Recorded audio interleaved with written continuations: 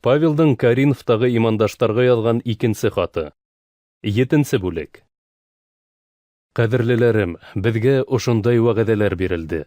Алла алдында ҡурҡҡан хәлдә үҙебеҙҙе тулыһынса уға бағышлап, әйҙәгеҙ тәнебеҙҙе һәм рухыбыҙҙы тап төшөүҙән сафландырайыҡ.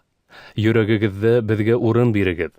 Беҙ бер кемде лә рәнйетмәнек, бер кемгә лә зыян эшләмәнек, алдап бер кемдән дә файҙа эҙләмәнек. Быны мин һеҙҙе хөкөм итеп әйтмәйем. Элек әйткәнемсә, һеҙ бит беҙҙең йөрәгебеҙҙә. Үлемдә лә, тормошта ла беҙҙе бер нәмә лә һеҙҙән айыра алмай. Мин һеҙҙең менән асыҡтан-асыҡ һөйләшәм, һеҙгә ныҡ ышанам, һеҙҙең менән бик ғорурланам. Күңелем йыуаныс менән тулы, һәр төрлө ҡайғы-хәсрәттәребеҙгә ҡарамаҫтан, ҡыуанысым сикһеҙ ҙур. Беҙ бит хатта Македонияға килгән саҡта ла бер ниндәй йән тыныслығы тапманыҡ. Киреһенсә, төрлө яҡлап тыштан ыҙғыш-талаш, эстән шом-хәүеф ҡыҫымында ҡалдыҡ. Әммә Титтың килеүе менән рухтары төшкәндәргә ярҙам итеүсе Алла беҙҙең дә күңелдәребеҙҙе күтәрҙе. Беҙҙе уның килеүе генә түгел, уның күңелен күтәреүегеҙ ҙә йыуатты. Ул мине һағыныуығыҙ, булып үткән хәлдәргә үкенеүегеҙ, мине яҡларға атлығып тороуығыҙ тураһында һөйләп, тағы ла нығыраҡ ҡыуандырҙы. Шул хатым менән һеҙҙе көйөндөргәнемә үкенмәйем. Тәүҙә иһә хатымдың һеҙҙе ваҡытлыса ғына булһа ла көйөндөргәнен күреп үкенгәйнем. Хәҙер иһә ҡыуанам. Күңелегеҙ төшкәнгә түгел, көйөнөүегеҙҙең һеҙҙе тәүбәгә килтереүенә ҡыуанам. Һеҙ Алла ихтыяры менән көйөндөгөҙ. Шулай булғас, беҙ һеҙгә бер ниндәй ҙә зыян килтермәнек.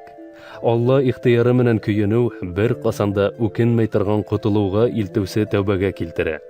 Быға үкенергә кәрәкмәй, был донъя килтергән көйөнөү иһә үлемгә илтә. Алла ихтыяры менән һеҙ кисергән көйөнөстөң ниндәй тойғолар уятыуын ҡарағыҙ. Хаталарҙы төҙәтергә ынтылыш, аҡланыу теләге, булып уҙғандарға ҡарата асыу, ҡурҡыу эҙемтәләре, мине һағыныу, тәүәккәллек һәм ғәйеплегә яза биреү теләге. Был эштә һеҙ һәр яҡтан да үҙегеҙҙең саф булыуығыҙҙы күрһәттегеҙ. Шулай итеп, мин һеҙгә рәнйетеүсе хаҡына ла түгел, рәнйетелгән өсөн дә түгел, Алла алдында беҙҙең өсөн тоғролоғоғоҙҙоң ни тиклем ихлас икәнен күрһәтеү өсөн яҙҙым. Шуның өсөн күңелдәребеҙ күтәрелде, инде Титтың шатлығына тағы ла нығыраҡ ҡыуандыҡ. Һеҙ бөтөнөгөҙ ҙә уның рухын тынысландырғанһығыҙ бит. Шулай итеп, уның алдында һеҙҙе күпмелер маҡтағанмын икән, мин оятҡа ҡалманым. Киреһенсә, беҙ һеҙгә һөйләгән бөтә нәмә дөрөҫ булған кеүек, Тит алдында маҡтаныуыбыҙ ҙа дөрөҫ булып сыҡты. Уны нисек ихтирам һәм тәрән хөрмәт менән ҡабул итеүегеҙҙе, барығыҙҙың да итәғәтлелеген иҫтә тотоп, уның йөрәге һеҙгә тағы ла нығыраҡ ынтыла. Һәр нәмәлә һеҙгә таяна алыуым өсөн ҡыуанам.